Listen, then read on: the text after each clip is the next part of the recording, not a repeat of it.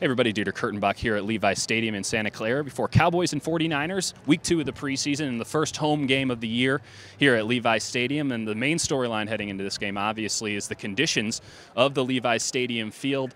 Cowboys expressed concerns earlier in the week. The grass was put in after some Taylor Swift concerts tore it up, put in new grass on Wednesday.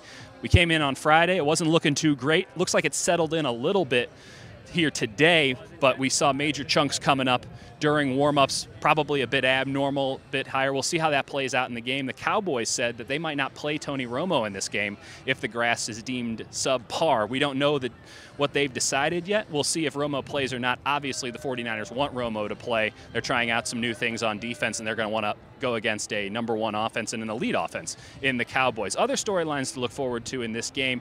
They're not the sexiest of positions. They're not the biggest names, but there are some things to look for here in week 2.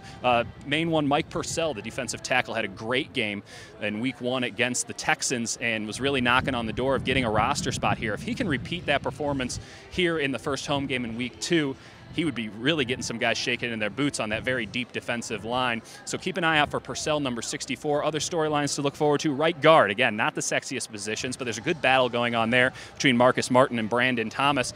And I think this is a move-ahead week for one of those two guys. Thomas has really been pushing Martin in practices, pushed him in that week 1 of the preseason. If he can have another outstanding game here in week 2, he might take that starting job going into week 3. And obviously that would be the catbird seat for him. And then slot receiver, the 49ers aren't really sure what they're doing there yet. Quentin Patton looked like he had the inside track on the job. Then Bruce Ellington stood out. Both of those guys have somewhat fallen behind rookie DeAndrew White from Alabama. Can White add on to his great practice performances this week that looked like he might have jumped them on the depth chart?